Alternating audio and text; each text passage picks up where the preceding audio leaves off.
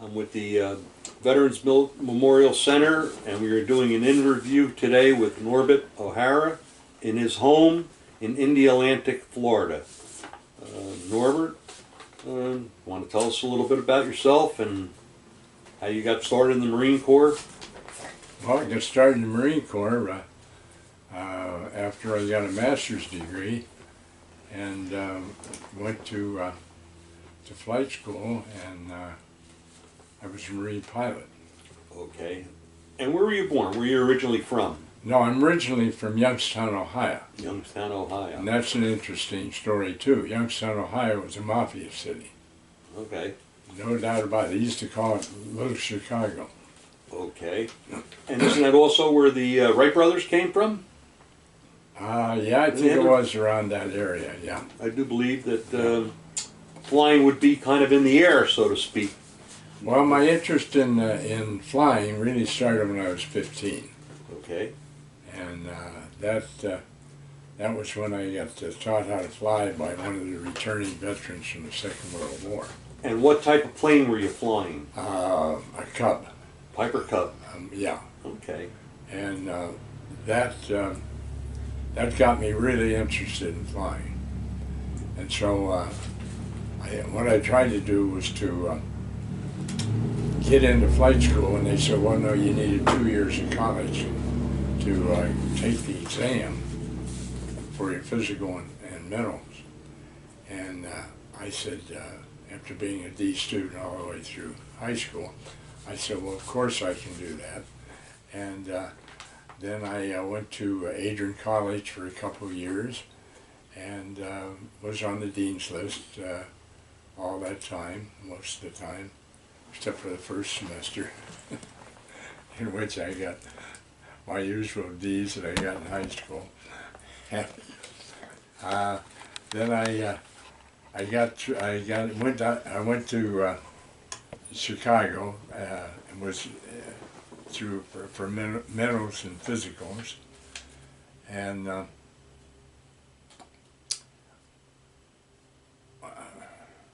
when I come back, they said, "Yeah, you're all set to go to flight school." And I said, "Well, no." They said, "We haven't got room for you right now, but we'll call you." So a year later, they called me up, and I told them I had 3 years of college in, and they said, "Oh, get your bachelor's degree, because none of our officers have a bachelor's degree." So I said, all right, I'll stay and get my bachelor's degree in geology. And when I got my bachelor's degree, I called them up. I said, okay, I'm all set to go to flight school, and I got my bachelor's degree, and I just got married, and the Air Force or Army Air Force or the Air Force, whichever I was trying to get into, I can't even remember. And they said, "Oh, you can't go to flight school if you're married." So I said, "Ah, damn! I really wanted to fly, but if I can't fly, I really like geology." So I said, "I'll do like my friend and get a master's degree and go make a fortune." Well, you're what age were you? I got a Marine Corps at. No, what age were you when you went to see the person about getting flight school? What age, approximate? Oh, what age did you get married? When I was. You mean when I got out of Marine Corps college? No, when you went to inquire about whether it's Army or Air Force, inquire about being a pilot. What? Oh, that's why I went to. That's why I took 2 years of college. Okay. Okay. So what year did you finish the 2 years of college? How old? 1920. 52. 1952. Okay. And then, so they turn you down. You're going to go back to school, right? Yeah. So I got my master's degree, and then they sent me to flight school, And at that time, you were probably 1954? Yeah. 54 is when I went in as went into OCS. Okay. And So it may be 53 when you, 1953 when you went to flight school? no, January 1956.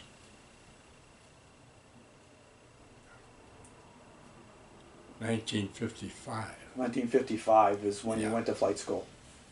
Yeah, that's Okay. when I went to flight school. Okay. Yeah. Okay, doke. Thanks. So, While you were in flight school, did you have any special experiences, anything that sticks out, any moments when it was a little hairy, if you will? Any adventures? well, the only adventure I really remember was I tried to quit smoking for years and years, and I had finally quit for a year. And in flight school, I took my my first formation flight, and I was only about 5 feet away from the lead plane, and my instructor kept knocking the stick, "Get over there." When I got down, I was shaking like a leaf. What type aircraft were you flying? The trainers? And T something? S&Js. S&Js? Yeah. Okay. I was one of the first, or one of the last to fly in F&Js, and one of the first to fly in T-28s, Okay. which is a transition to Yeah. jets. Well, It's still in use today, the T-28. Is it really? I do believe, yeah, they Yeah. use them as primary, might have been upgraded, but they are Yeah. primary trainers for the transition into jets. Yeah, that's right. I understand that aerodynamically they're pretty fun to fly. Oh, they're something else. Really? When we started flying with Yeah. T-28s, Yeah. we'd always flown with the S&J with the canopy open, you know? Right. And when I started flying T-28s, a lot of the guys I was flying with, they kept the canopy open, and they'd pass out. All that carbon dioxide and stuff came in, and they'd pass out. You killed some of them. Absolutely crashed and died. Wow. Yeah. And so I finally learned not to do that trick. Well, that's the things that we're looking for. Is some of those stories, just as Yeah. you're bringing up, things that are unusual Yeah. that we find really interesting. Yeah, they are. I've had a real interesting life. It really is. I had 2 careers at the same time for much of my working life. One was the Marine Corps Reserve flying, and the other was a professor in geology at college. Now, in the Marine Corps, did you transition from fixed wing to helicopters? Well, that's when my daughter was about to be born, this one, and she was my second child, and I got my wings, and I said, well, I've got a child coming, is there anything I could do around here? And they said, well, we're starting a college to learn how to fly helicopters. wow. And we'll let you, you can go to that, and if you don't like it or you want to come back, you can go to fighter squadron. What year was that? Roughly.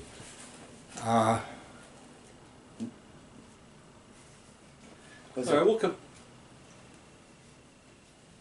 we'll come back. 6 years. 5-1? Was it 51? 56. 56, I'm sorry. No, helicopters would have been later, I believe. 56? Yeah. Yeah, no, helicopters would have been later. Right. And, go ahead. Well, you were born in 56. I was born in 56. So it was about 56. Yeah, and I was, I went to, I think it was about 2 months, just about a month before she was born. Okay. And I was absolutely fascinated with rotor wing aircraft. And although I thought I wanted to be a fighter pilot and go out and kill other fighter pilots, I was really amazed Really? at maybe I could save some lives and do something Yes. I really liked. And so I got into rotor wing aircraft. And in 1956, rotary wing aircraft were not even 10 years old. Yeah, As, that's as exactly far as right. right, as far as being Deployed. accepted in the aviation industry, they were just really starting to come into Yeah. their own. I think I was in the first helicopter training in Pensacola. Did you ever have an opportunity to meet Sikorsky? Oh yeah, I flew Sikorsky's at the time. You flew Sikorsky. Yeah. Did you ever meet him personally? Oh no, No. I never met him. Okay. But yeah, I flew Sikorsky aircraft. Sure. My memory's pretty good, but it takes No problem. put it Right. into order. No problem. Sometimes when we ask these questions, they come out of left field, and it takes you a few minutes to Yeah, to it does. put the It pieces really back together, because there's a lot of time in between. We understand. Well, when I was younger, I had a terrific memory, and Yeah. now my memory's not bad. But if I want a word, Right. I know exactly what I want to say, but I can't get a hold of the damn word. You got company there, not a problem. Yeah. So now when you started flying helicopters, were they the bubble two-seaters? Yeah, two-seaters. Yeah. Okay. And then did they have any of the heavy lifts, any of the follow-up stuff at that they time? were just starting to, So to you have were- heavy lift helicopters. Initial observation type aircraft. Infancy. Yeah. You were reconnaissance and, those kinds of flights, Yeah. if you will. That was about it. And well, I guess yeah, that was about it. And then later on in your reserve career, did you transition into the heavier helicopters? Well, I flew H-34s 34s, okay. mainly, and that's interesting too for another reason. But well, that's not. H-34s are the bigger Yeah. helicopter with the rotor in the front and the back Oh on yeah. top. Oh yeah. And they do cargo, they do troop transport. Yeah. Okay, Yeah, and they they're were- transport. They're Right. And they were considered the workhorse Yeah. of the aviation units for that reason. that's they would, exactly right. correct. So those are primarily cargo and troop. Cargo Yeah, and troop, they were the troop. heavy, what they call heavy lift. Yeah. There was a heavier chopper, but I never flew it. Well, right, I mean, there's like Yeah. planes, there's all different categories. Yeah. True. Helicopter back in. And since you were in the very beginning, Choppers. choppers. Chinook. Oh, good. Was it a Chinook? I don't even remember. Okay. I flew Chinooks at some time. I flew everything the Marine Corps had in rotor wing air. Or was it Huey? Was it a Huey? No, Huey. Huey's not a- Huey's are Army. Okay. Right. So, Did you ever fly one of the sky cranes? Did you ever do any aerial recovery? Anything like that? Oh yeah, we hauled different stuff around with the. Yeah. With the choppers? Okay. Yeah. Sling underneath and Yeah. carry your loads? Yeah, right. Okay. And now, did you have to do weight and balance on that and all, or did you have a crew Oh, yeah. chief to figure that, or was Oh, I had dual responsibility? I had a couple of crew chiefs that flew with me, and usually a co-pilot. Okay. And that's another thing that's pretty interesting to me is when I joined the squadron out in California for my first time, it was the squadron leader's name was Kelly or something like that. He was an Irishman, and he had everybody in the squadron that came in that it was an Irishman had to went to his squadron, and then he went up and became a major general in later years. But the interesting part about that was they replaced him, the CO, the XO, the operations, and the engineering officer were all replaced by fixed wing pilots. They didn't have the slightest idea about helicopters. you think Norbert, Cape. Kate brought this out? Would this be the helicopter that you're talking about? Yeah, that's an H-34. Okay. Yeah, Can you show it in the camera, sir? Just oh blow it up like this.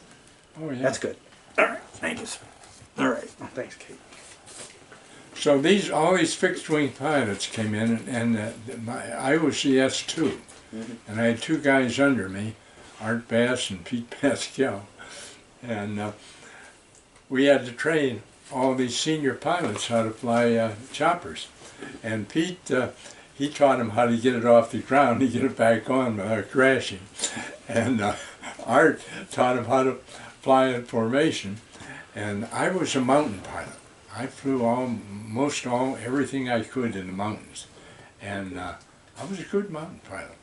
And anyway, I taught him how to fly in the mountains, and that was interesting. I had the CO up there one time, and they gave him an emergency over an area that he could have landed in, and no, he couldn't land it.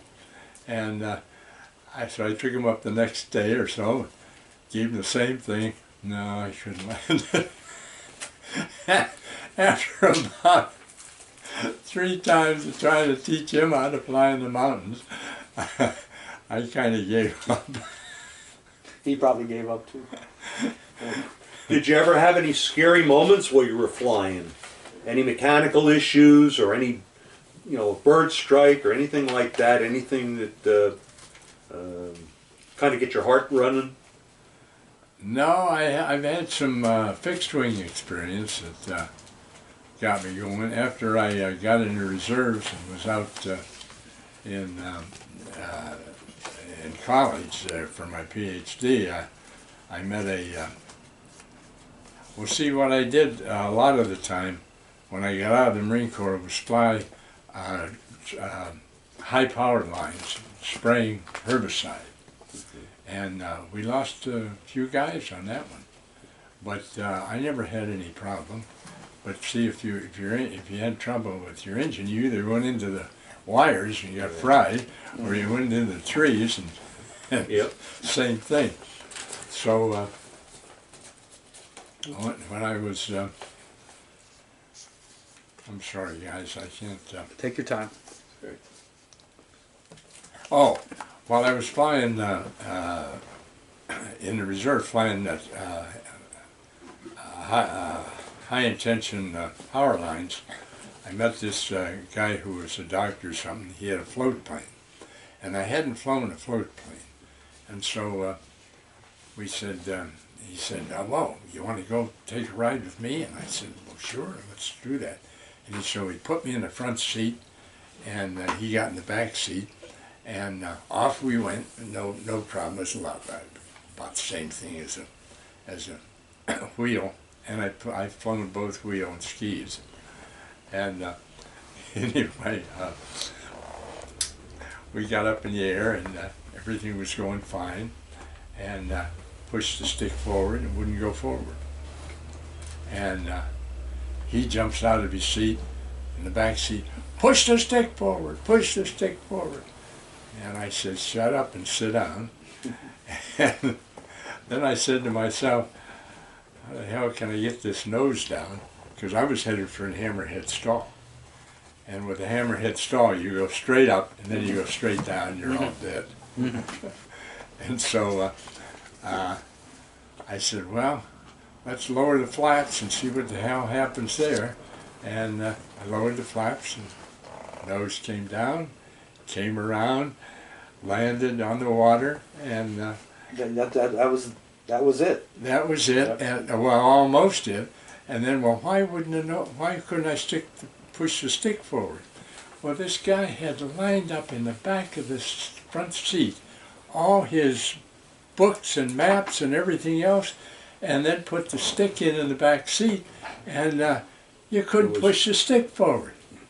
And I said, well, you're damn lucky you weren't flying with somebody who wasn't experienced in aircraft, because you'd both be dead. That's right. Yeah. Yeah. Yeah, that was one of my real exciting times. I've had a few others. Dad, how about the story when you were up at 14,000 feet? Oh yeah, that was an interesting one. Was it active duty or reserves? That was active. No, I think that was a reserve. Reserves? Yeah, that was a reserve. Mm-hmm. And at that time, you didn't go above 10,000 feet unless you had an oxygen mask. And the two corpsmen that were my assistants in the back, I went up. I was headed for 15,000, and they started screaming, "Oh my God!" And I started moving the stick around. I said, "Well, maybe I better not do that." And so I put it in auto rotation, and down we came. And then I saw a real nice strip to land my aircraft on at 9,000 feet. And so I came down, landed at 9,000 feet, and tried to take off. Couldn't get it airborne. And so I kicked the two crewmen out and tried to get it up and couldn't get it airborne. And the funny part about that was this field that I landed in was surrounded by a wire fence, except right next to where I landed was a gate. And so I said, "Okay, guys," and right alongside of this place where I landed was a road that went down, and I said, "Okay, guys, fold the blades." We pushed it out through the gate. I kept it on the road with the brakes, and we got down to 6,000 feet. I said, "All right, unfold the blades, and we'll see if we can get out of here." And we did, and it took off, and no problem. So in other words, it was by the lower elevation, it was easier. Yeah, 6,000 It's the air density. Oh, wow. The higher elevations, the air is much thinner. Oh, yeah. And when the blades don't get enough bite, they don't have the lift to Yeah. bring the machine up. No, they really don't. So anyway, there are more stories of that, but the squadron I was in, I think it was about a year later or something, they made me CO of the squadron. I don't even remember the number on it. Mm-hmm. But I came and I into this other squad. Oh, it was a photo squadron, and they said, "Oh, you came from let's call it 110." And I said, "Yeah." And they said, "Well, did anybody transfer with you?" And I said, "Oh yeah, there's a few." And they said, "Well, did that guy that went up to 14,000 feet, folded the blades, and came down? We'd like to talk to him. And do you know him?" And I said, "Yeah, I've heard of him." I was pulling their legs. And finally, they said, "Well, point him out to us. Did he come? Did he transfer with you?" And I said, "Yeah, I think so." And they said, "Well, will you point him out to us? We want to interview him, because every chopper squadron in the Marine Corps had heard about this story of me."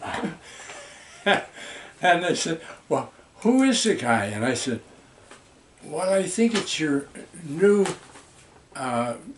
commander, your new helicopter commander." And after about a minute or so, they all started laughing like hell because they realized I was pulling their leg. There you Wow. That was a lot of fun. And I flew with them for a while, and I flew a fair amount in Michigan, where I was getting my PhD from Michigan State University, and I flew out of Selfridge. I flew out of Selfridge Air Force Was this Base. photographed during the time you were?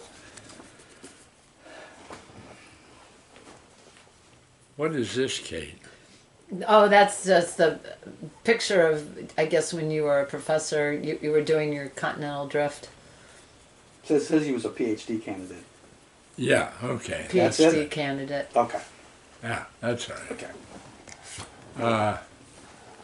Yeah, that, see, you're distracting me. But I say, I've got 6 daughters, Yeah, I could imagine. And my wife, who is living up in Satellite Beach, because she's actually in worse shape than I am. She's 10 years younger. Wow. And so she got me to come down here to Little House. We call this a Little House. And I said, all right. So I came down, and my daughters, her, and a couple of the other ones have been taking care of me for quite a while now. That's great. That's great. And it's worked out pretty well. Not everybody does that, but that's great. Yeah. But you know, there's a story about my daughter or my wife that's interesting. See, Well, we want to stick solely to the you, Norbert. We want to All stick right. solely. well, I never got shot at. Never got shot The, at. the part that I like to tell about is my wife flew for MTS, Marine Transport Service, in and out of Vietnam, and every time she said she took 160 live Marines in and brought out 160 dead Marines. And every time she went in or out, the ground fire was on them. Oh wow. And then the Marine choppers would come in and suppress the fire. Mm-hmm. And so when she found out I was oh God, I can't even think of Cobra. Cobra. She found out I'd flown Cobras. I could do no wrong. So she was actually a pilot too. No, she wasn't a pilot. She just flew as a crew. She was a stewardess, if you want, or whatever you call them. And yeah, I always thought that was funny because she got shot at more than I did. As a matter of fact, they put her on flight pay and or hazardous duty pay, and then about 10 years later, the Marine Corps gave her a medal. Oh wow. What is this, Kate? The D? Yeah, the 1960s was when you were in Antarctica, Dad. That's when you met Fran. Is that when you met your wife? Well, yeah, you want to... Show that. Oh, yeah. Okay. And how did you back a little further? Go back a little. Can you? Which is he coming out of? A little back. Oh, Okay. I see. So thank you, Norbert. So then, how did you go about meeting your wife then? Well, that's a good story because I was a professor at Michigan State, and had put in for my thesis was going to be determining where a rift system that runs from West Texas up through Lake Superior down through the upper and lower division, or upper and lower peninsula of Michigan, and down into Kentucky and Arizona, or down into Kentucky and Tennessee. Yeah. And so I was in the reserve. I was flying. Yeah, that's another story. I was flying around, and the crewman, it was a Navy base, and the crewman was a Navy crewman, and he had put the door on my helicopter, and he hadn't done it right. And Sounds so, like that Boeing jet about a year or two ago. Yeah. yeah, and so I flew over in Ypsilanti. I flew over to my house, and sure enough, the door came off and floated down to the ground, and I followed it down to see where it landed, and it landed in a churchyard just as everybody was getting out of church. Oh wow. They all got my flight number. They all called the Marine Corps. The general took my wings for a year. Oh wow. And I said, and then I was teaching at a new college, and the president of the new college was a friend of mine. He was a geologist also. And I taught there for a year, setting up a geology department for him. And then he come up and he said, Norb, how would you like to go to Antarctica? And I said, well, why not? They won't let me fly for a year. I said, okay. So he said, yeah, I need somebody to take 4 Germans and 2 Americans, you and another American, down to Antarctica and traverse the Ross Ice Shelf. And that's 800 kilometers across the shelf from McMurdo to Little America, and then south to the Beardmore Glacier for about 800 kilometers. It's about 500 miles, yeah. Yeah, and we'd stop every 30 hours or so and put up our tents and so forth. And one of the Germans, Wilford, was with me, leading the group, and two of the geodesists were in the second group, and then the other American and one of the Germans was in the third group taking geological samples and trying to determine how much the ice was. How are you traveling? We snow machines. Snow machines. Snow machines. Then when did your Norbert? When did your wife come in? Did you met your wife in Antarctica? Oh, that was when. All right. You're distracting me, honey. All right. I have a hard time keeping That's this right. straight. And yeah, I went. I took the four Germans and the other American from San Francisco to Hawaii, and I always did this. And we had to get off the plane while the stewardesses came in to clean it up and so forth. And my wife and her sister were down at the bottom of the stairs, and I was with a guy, and I gave him an elbow, and I looked at my wife and I said, "It's going to be one of those trips." She looked back at me and said, "Yeah, it's going to be one of those trips." And that started it all, huh? And that almost started it all. Then I was playing three-dimensional chess with a Navy commander, and she came by, and I said, "Oh, you going up to the cockpit to have a cigarette?" And she said, "No, I'm going outside and take a walk." I said, "Okay, that takes care of you." And so I started dating one of her stewardesses that she was responsible for, and the only way to describe her is she was a 10. She was absolutely gorgeous. Not as pretty as my wife, but we traveled all over. Anyway, her group took me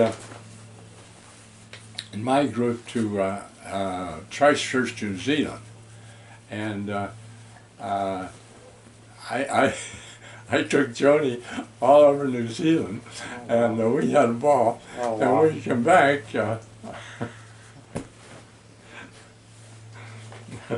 my wife had evidently got. We became real good friends. Never dated her or anything, and we became real good friends. And she was a gorgeous woman. Mm-hmm. She really was. She was. She had everything that Joni had, and had a personality which Joni was lacking.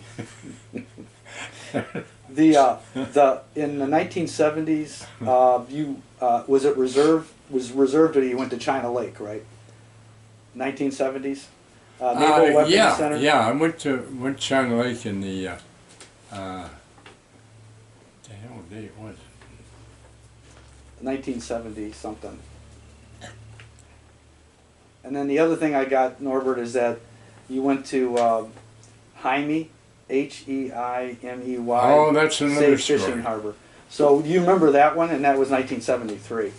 Yeah, 1973. I was the chief of naval operations. Requested that I go and help them on Jaime, because the lava flow in Jaime was going to close off the harbor and also ruin the town. Mm-hmm. And so I went, and they had an admiral from the UN there, and a president of Arizona State College who was trying to do the same thing I did, and the president from Arizona, the admiral asked him how he would handle it, and he said, "Well, I'd bury explosives along the track, and when the lava flow went over it, I'd blow off the explosives." And then he left, and the admiral said to me, "What do you think of his suggestion?" And I said, "I think he's nuts." And the admiral said, "So do I." That would be. That'd be it. Yeah, Norbert?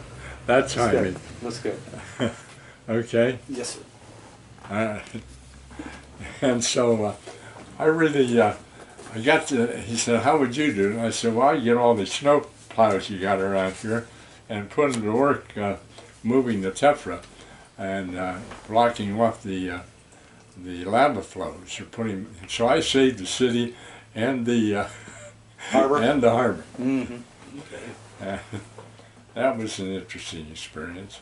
In the 1980s, you were the head oceanographer. Oh, I was, yeah, I had, when I was in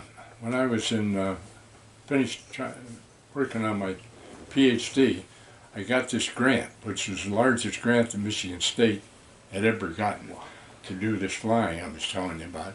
And I was down at this Eastern college, and they said, "Well, come on up here, we'll bring you up here as an instructor." And I said, "No, I'm an assistant professor at Eastern. You bring me up as a Full professor. well, as a not a full professor, but an assistant Yeah. professor." And I said, "Okay." So I went up to Michigan State and was an assistant professor. And I had an office as big as this house, and all the other graduate students had one half as big as this front porch. Needless to say, I wasn't popular. Just another story. So in the 90s now, you were the mayor of Indy Atlantic? Yeah, I was mayor of Indiana. Wow. I messed that up. That was actually in the 80s. Well, yeah, Oh, right, in the it was, 80s, but still It was 88 and 89, I think, something like that. close enough, yeah. Oh, that's another story that I've always found interesting. I was elected with 75% of the voting population, and that's very, very high. As a matter of It fact, is that high. was on national news Really. as having, I think, the highest, very Turnout. high. Anyway. Turnout. And so, Margin of victory. Yeah. and at the same time, they were looking for somebody to run for House of Representatives from this area, and there isn't a doubt in my mind I could have won. The problem was, being mayor for a couple of years, I realized that I didn't like my side any better than I liked the other side, and I didn't want to have a damn thing to do with politics, so I didn't run. Yeah. While you were mayor, did you do any major accomplishments? Was there any programs that you were in charge of, beach restoration or things like that? Yeah, a lot of beach restoration. As a matter of fact, I wrote several articles. All these are either slides or articles. I had about 50 articles that I've written and presentations. On erosion. Yeah. Well, on geology and geophysics mainly. In this about this area. All over? over. Yeah, Okay. all over. He's pretty famous world in the scientific community. He's had things published in Geotimes, front In that, cover, and also the interior, and also a lot of the shore erosion. Yeah, when I was in Youngstown, Ohio, my mother talked my dad into moving up to Tecumseh, which was a little farm town where her mother lived. And my dad was a city slicker. And my mother was kind of a farm girl. Well, she had a couple of years at college where she was what you call a registered nurse today. Mm-hmm. And my dad had a 10th grade Education. Catholic education. Now, both of them were smarter and smart in entirely different ways. Yeah. And my father was a tax accountant, or a tax, more accountant, and I guess that's the best way to describe it, as a tax accountant. And when I got up to Michigan, Life magazine came out with an article, Youngstown, Ohio, Little Chicago, on the cover of Lifetime magazine.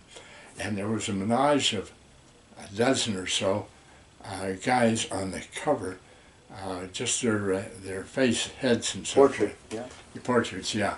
And I said, Dad, there's an article about Youngstown. And I took it in, I showed it to him, and he said, oh yeah, there's Eddie, and he knew every damn one wow. of them. Oh, wow. I think he was a very honest guy, but Yeah. I think he did the taxes for the Oh, whole yeah. mafia in Youngstown, which was big. Now, Tecumseh, they had an engine manufacturing. Yeah, they They're well known. made the engines for refrigerators. Right. And, Amongst other yeah, things, farm my tractors. dad Yeah. moved up there. He thought he died and gone to hell. He really did. Oh, wow. Finally, he adapted himself to it and set up. He never liked to work for anybody. He always had his own business and his own way of doing things. And it was kind of funny with the 10th grade education. Yeah. He was a very sharp guy. Yeah, limited, yeah. So now, how many hours total do you have flying, and how many hours fixed wing, how many hours rotary? Roughly, do you have an idea? Well, whatever it takes to get through flight school was what I had fixed wing. Okay. And then rotary wing, I flew all the rest of my time in the Marine Corps, and then I had also I flew these power lines I was telling you about, and I flew those quite often when I tried to finish up a PhD, and I didn't get it quite finished. And that was after I met Fran. That was kind of funny too. I went down to Antarctica, and when I got off, I was down there for about 5 months, I guess, and on the ice, traversing. That was one of the earliest attempts to determine global warming. See, was how much ice was coming off, and I was traversing. Wow. A traverse that had been done by this guy that sent me down there. And anyway, I'm sorry, I can't. You were flying then. Yeah, well, I was flying the reserve, and I was flying choppers for spraying. I made more in a couple of months in the summer than I made the rest of the year. Wow. As a professor. Really? Yeah. Wow. I remember one of the things I sprayed an oak tree, and I had to pay for it. It cost me $1,200. Never heard of it. Well, oops. Yeah. And anyway, I wasn't one of the guys that got killed flying power lines. Just as a interesting part, and this gets into some of the personal politics and some of the things that we've been working on to get this Pentagon thing. Dad has a glacier that's named after him in Antarctica. He was flying in Antarctica, and you figured you might be one of the only, or One of the very few Marines that ever flew. And I flew when I was waiting to cross the ice for a month or so. I was leader, so I had to make sure that I knew a radar system that would make sure we didn't fall in one of those crevasses, because they go down a couple of 1,000 feet and that'd be it for you. And so while I was doing that, VX-6, which is the Navy squadron down there, they had two chopper pilots, and a chopper, this 34 I was telling you about, the H-34. And one of the pilots got so sick, the co-pilot, he had to go back to New Zealand. And I'd become friends with the guy that was running the Navy base down there in Antarctica. Did they call it Operation Deep Freeze? the deep freeze was, yeah, it was part of deep freeze, but it was, yeah, it was part of deep freeze. Okay. And so he said, I got to know him pretty well, and we were kind of friends, him and his wife, and Fran and I. And he said, well, why don't you fly for me? What the hell would I do there? Oh, it's this damn thing. Anyway, I said, sure. So I flew all over Antarctica as a pilot for VX-6. And that was a lot of fun. Yeah. I saw all kinds of things, you know, where they've got the thousands of penguins that, yeah, I flew over them, and I had a ball. Oh, wow. And when I got back, the Australians had named me a glacier after me, and the Marine Corps sent me a medal for flying in Antarctica. Oh, wow. Wow, that's really interesting. Yeah, it's been an interesting life, definitely. the whole thing. The leadership capabilities that you have to show, you know, and that's where this letter that we're doing with the Pentagon. So I think it's probably a good idea to bring up that story, Dad, when you had you were in Naval Weapons Center in China Lake, and you had. Well, that's the one that I really wanted to get across to somebody. Okay. I was in there, and I came up for Lieutenant Colonel. And the CO of that reserve squadron that I was a major, and I was up for Lieutenant Colonel. And he was screwing around with his secretary, and his wife was a good friend of my wife. They used to play cards together all the time. And she said to my wife, well, should I get a divorce? Is this, we can't get into any of this. Oh, I just thought I'd drop it Yeah, on we you. can't, yeah, it's only history, and, you know, only Well, like, this is positive history. We not, you know, we don't want to get involved in any of that. well, this is one of the things I want you to mention somewhere in there. Yeah. Because my wife said, no, I wouldn't divorce him, I'd kill him. Yeah. And, and so the CO of the reserve squadron that I was in, she divorced him. And somehow it all became my fault Yeah, yeah, because I couldn't keep my wife under control. yeah. And so he never sent in Mm. my record, which included all the stuff I've been telling you and so Yeah. forth, and I was never even considered Yeah. for a lieutenant colonel. And that made me so mad that I was about ready to get out of the Marine Corps right then and there. And I only had about 3 years or 4 years to go to retirement. Yeah. And I think I would have got out. And my sister-in-law, my brother's wife, he was a Navy officer, and he flew for the Navy, and I flew for the Marine Corps. Yeah. And she called me up and she said, you ought to have a pretty good retirement coming. And I said, yeah, they'll give me $3.50 like they have been. And she said, no, look into it. She said, you're probably all right. So I looked into it. Yeah, it wasn't too bad. Okay. So I decided to stay for another 3 years or so. Yeah. And the thing about that was, by having this, I call it personal Yeah. politics. We're not supposed to get into. We're not supposed to. Yeah, get into you this. probably shouldn't. No, sir. Yeah. Let's To go- digress. To go back. Here's these are. This is when was that picture taken? Oh, that's right after I got commissioned. And then and is that Sir Norbert? Is that when you got your wings?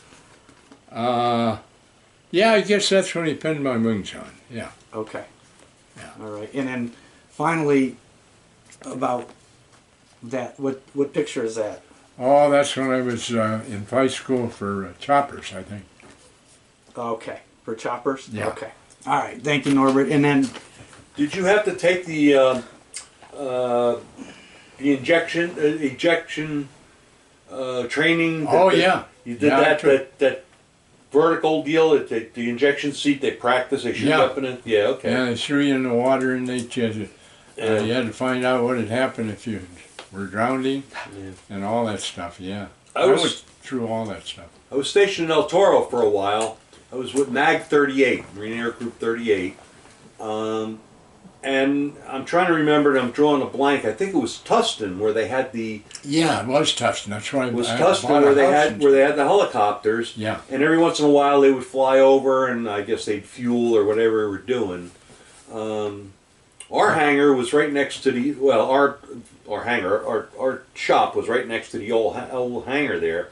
Yeah. And I was in 1970, and every time Nixon flew in, we'd have to empty out the motor pool and pull guard duty, extra guard. They always had extra guards because they'd had Air Force One, and all the planes would line up. They had 5 Lear jets that they would have advance party, Secret Service, and they had one for press and one for all these jets lined up. They had a 727 for the press. Yeah. And we had the guard all extra. You know, they had Air Police, they had the Secret Service, or not Secret, well, they had Secret Service, but Marine Police, everybody else, and then they pulled all the people that belonged to the units that were along the flight line, and they pulled us for additional. Oh, wow. So everybody else would be getting weekend liberty, and we would be getting extra duty because President Nixon was in. You know? Yeah. Oh, that reminds me of a story. At the time, I was really pretty much a Democrat, because where I was raised in Youngstown, not 99% of my relatives, which were 100%, were Democrats. Yeah. And my dad had a very big family. He had 5 brothers and 5 sisters. And I counted up my cousins one time, and I had 82 first and second cousins. Oh, wow. So I was really, my dad had only my brother and my grandfather had 11 kids. And I've got 7. Oh, wow. Yeah. Catholic I family. won't say it. Yeah, okay. And then, you're supposed to leave by now. Yeah, we're getting the good stuff. I could go. So, You want to start closing? All right. whatever you think, guys, go ahead. That's okay. So now we're going to kind of start finishing up here. After your career as the mayor, you've retired pretty much. Were you any other activities here in the area? Yeah, I flew for the power lines for a few years, Right. and I quit as a mayor, Right. and I didn't want anything to do with politics. So what the hell did I do after that? Well, Going into retirement. Yeah. Well, yeah, pretty much into retirement. Dad did a lot with FIT aviation, FIT oceanography, ocean engineering. Right. And he had left the military, but all of that military, I think, Experience. followed him. He had one of the largest oceanography, ocean engineering schools. In the country. And you can talk a little bit about the naval weapons ship that you brought in, the cutter ship, things like that. Okay. What are you talking about? When you were head of the oceanography, ocean engineering school, you had how many boats? Oh, yeah. Well, the Navy gave me an obsolete research ship, and I had when I took it over, Admiral was in charge. He was starting the squadron, just starting it, and he had 2 professors, himself and another guy, and 10 students. And that's when I took it over. And when I left 5 years later, I had graduation. I had 37 professors, and I had Wow. 48 in the graduating class. At that time, I had 48 ocean engineers and about 48 oceanographers. Wow. You had about 400, didn't you? Well, that was these are just the ones who graduated. Right. Yeah. Total students. Well, you've been busy with your family, and you've been busy with your career, and you've been busy with a lot of students, and you've had a very, very productive life. You've done a lot. I've had a lot of fun. Well, and I never did anything I didn't want to do. Wow. And Excellent. that, I think, I think the other thing that's important is that you learn what you really want to do early. And my really want to do was flying. And I got into geology simply because I had to have 2 years of college to fly. And then I got really interested in geology. And I set up geology departments at about 3 universities. And as I think I said, my PhD dissertation was this rift system that I put together. Mm-hmm. And then after that's I need to tell you guys because that's funny to me. My wife and I became good friends in Christchurch, but we never dated. And so when I got off the ice, I wrote her a letter and I said, you probably don't remember me, but I've been thinking about you since I was on the ice, and I thought maybe we'd get together and get to know each other better. She got the letter the day she had married a guy that she'd drawn with for a year or two, and he was a professional golf pro, and her father was a professional golf pro, and she told him before she got married, I'm in love with a guy that if he ever showed up or anybody exactly like him, I'd leave him. I'd leave you. And she said, you're too nice. And so when she got this letter from me on the day she got married, she told him, this isn't going to work. And she said, I told you once that I'd probably run away, and I will. I took care of that. And so on our first date, the first date you ever had, because I was running around the country flying power lines, and I guess I dated Joni for a while. And when I finally got together with her on our first date, she was flying out of Dixfield, I don't know, in New Jersey, and I was sitting. I got her up on a canter or something like that, and I said, "Well, instead of chasing each other all over the country, why don't you move in with me?" And she said, "I don't move in with you unless we're married." And I said, "Well, let's get married." And she said, "Hell yes." Real good. It's been a pleasure. Enjoyed talking with you and enjoying your stories. They're a little different. Yeah, Some of them. I didn't say anything. I have a kind of similar background. I'm a low-time private pilot, Oh yeah. and I started hitchhiking when I was 16 out to the airport. Oh yeah. And I took some lessons, and then winter came, and we got knocked out for the winter. And then I followed up the following year for a little bit, and that was in 1968. And in 1969, I went in the service. Uh-huh. And I had a color vision problem, and I couldn't fly. Oh, the my end of brother had Yeah. had the same thing. He went was going to be a pilot, and he ended up a backseater Yeah. because didn't have the right eyesight. Yeah. It was colorblind. It wasn't 20/20. It was Yeah, it was colorblind. Yeah, colorblind. And I took I have a waiver of demonstrated ability. I went up to Teterboro Airport, and the guy up at the tower shines the light down, and you get on the walkie-talkie, you're red, green, you identify the colors, and they'll give you a waiver, but it's not good for commercial. It would be good that you could fly at night. Huh.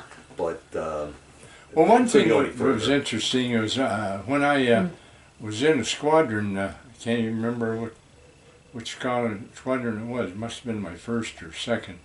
Anyway, I was a pilot for Pathfinders, and they were the special forces in the Marine Corps, and that's when the Commandant of the Marine Corps came out and said, "We don't have any special forces. The whole Marine Corps is a special force." There you are. And I was their pilot, and I had to do everything they did. Hey, Yeah. if I could just interject, Sure.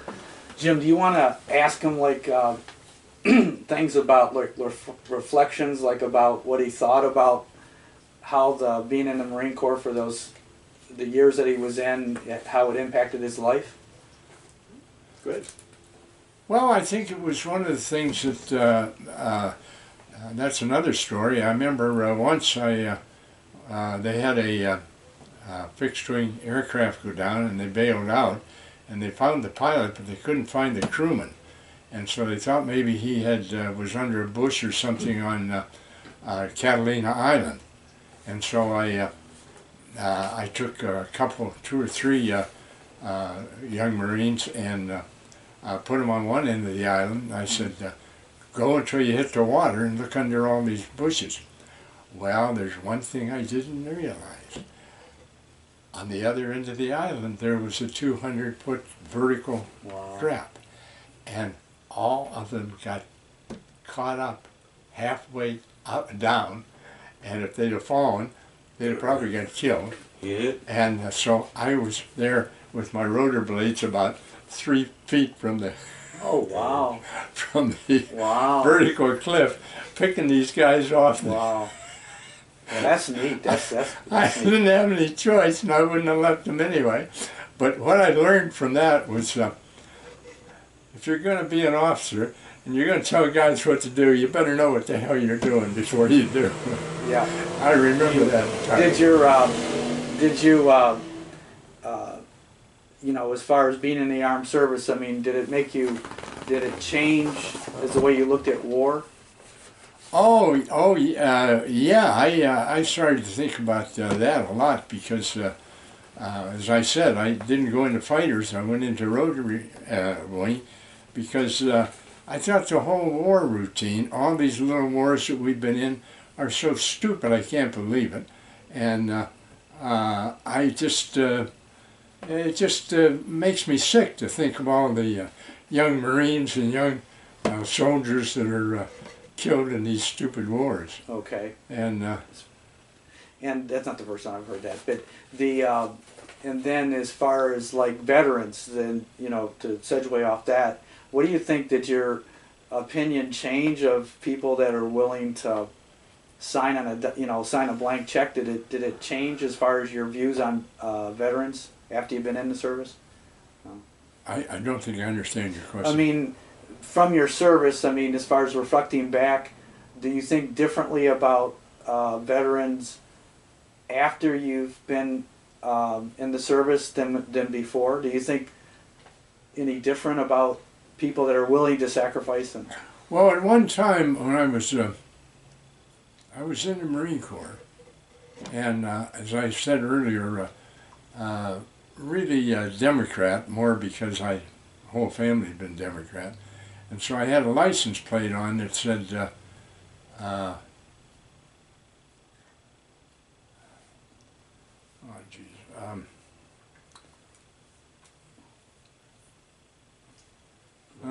Impeach now or something like that? no, it was a derogatory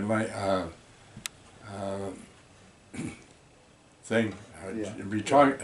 Derogatory license plate. And somebody picked Oh, up. instant. Well, anyway, and I had a couple of the officers saw that, and I think it was in the reserve. And anyway, they raised hell with me for having what was it? It was something like who was it? Nixon that That he resigned and... Yeah. I said resignation. I said it should. I think it said resignation without. Honor, peace with honor, or something like that. Yeah, something like that. Peace with honor without with resignation, and the Marine officers that were there with me Didn't like it. They didn't like it, and I always thought it was about right. All right. I think that's pretty much it. We've covered a lot of territory. You're a very interesting guy. You've done some interesting stuff. I've had a ball, really. I could guess, and there's always lots more. You know, as these things go, different memories come up and all. But you pretty well covered the whole gamut. You did a nice job. Very interesting life. Yeah. It has been. It's been very interesting. Yeah. And one thing I didn't tell you was after I'd finished my PhD, Fran and I got married, and I was finishing up my PhD, and she said, gal doesn't even get to go on a honeymoon. And I said, you want to go on a honeymoon? She said, well, of course. And I said, all right. So I called up a friend of mine, and I said, tell me what you know about World Campus Afloat. And he fixed me up with a guy that recruited for World Campus Afloat. Oh, wow. And I met him in the Detroit airport, and he said, well, we usually pick our professors 2 or 3 years in advance. And he said, we're only looking for one type right now. He said, somebody that can teach geology and oceanography. And I said, bingo, you got him. And then he said, well, we only sign up for 1 semester. And I said, no, I'm not coming back in the middle of the year and trying to re-establish my academics. So either I go for a year or I don't go. And he said, you got it. That was great, great. Fran and I traveled around the world on a cruise ship, which was unbelievable.